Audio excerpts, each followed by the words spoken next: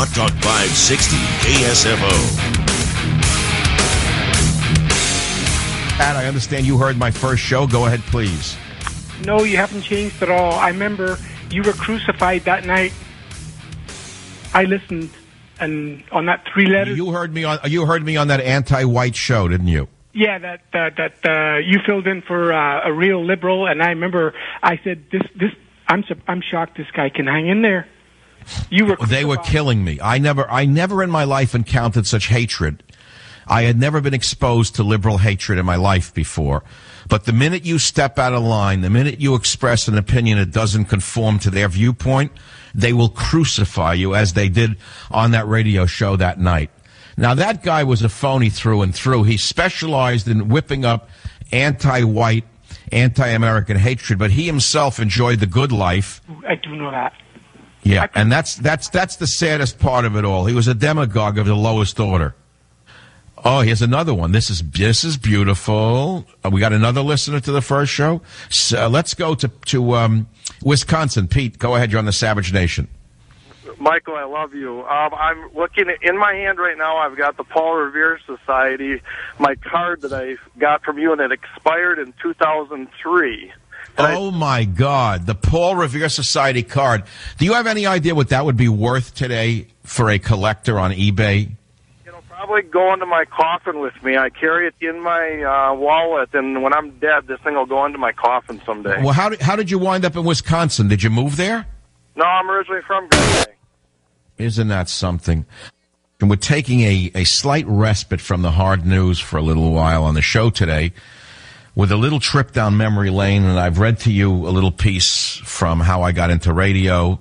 And a real treat's coming up for those of you who are real fanatics of the show and who follow my broadcasts all these many years. We're going to play the demo tape, the first show I made up a tape and sent it to all these stations. Remember, I wasn't in radio, and it should be an inspiration to people when you consider I was 50 years old and I went into a new profession without any training whatsoever and rose to the top. Think about that one. New York, Cameron calls. Thanks to the Savage Nation. What's on your mind? Hey, Doc, it's such an encouragement to know the hell that you went through after that first night of broadcasting on that left-wing station, taking over for the racist and giving a conservative line. Because, you know, we who listen to your show and call your show also call others. And we're subjected to the same attacks. In other words, the liberalism has become a stronger a virus, and well, that's right, because their leader is in power, and they feel that they're invincible, and they do not tolerate dissent. See, the conservative invites liberals to call, but they won't call. The liberal doesn't even want to hear from the conservative. Cameron, thank you for the call. Miami, Florida. Leon, welcome to the Savage Nation. Go ahead, please. Yeah, Dr. Savage, a little bit of nostalgia listening to you when you're on the call letter deficient station. Yeah, ha. So you used to hear me when? On Sunday nights on that old station, huh? Oh, yeah. Well, I've been in the Bay Area for 30 years, and years ago I remember driving through Sacramento Valley and listening to a certain somebody before he was syndicated. And when I first heard you, I knew you'd be syndicated. I knew you'd go national.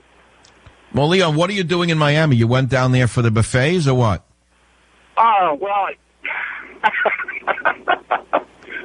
actually, I like to go to Boca once in a while. Oh, so you're just visiting. You haven't moved there for the early birds. No, not at all. Actually, I live in Southwest Florida, but I pick you up out of Miami. Right, I'm on WFTL in Fort Lauderdale, but it is heard in Miami. I know that. Now, I thought he had moved there, you know, for the early birds, which start around 2 o'clock in the afternoon. For $1.99, you get a steak, a fry. They get to steal the sweet and low in the jacket pocket. They don't even put sweet and low out in Miami. The entire Miami area, you can't find a sweet and low. The salt shakers, the salt, the pepper, the ketchup packets, the sweet and low is gone. Nothing is left on the table. It's like locusts. Like locusts. There's a poor Chinese guy opened up. He had no idea what he was doing. He knows everywhere else in America, if you open all you can eat, you can make a buck. You can eke out a living. Okay? It's marginal. They opened one in the Delray Beach area. The poor Chinese guy went out in 3 months. They ate up the tablecloths. There was nothing left. They came in there. They ate 3 meals. They would come in the middle of the day with raincoats with special internal pockets made of like rubberized material where they could stuff dim sum in one pocket, a shrimp thing in the other, a spare rib down their leg. I never saw anything like it. They'd walk out weighing 25 pounds heavier than when they came in. The guy went out of business in 2 months. No, you don't want to open an all-you-can-eat buffet in the Boca Raton area. No, sir.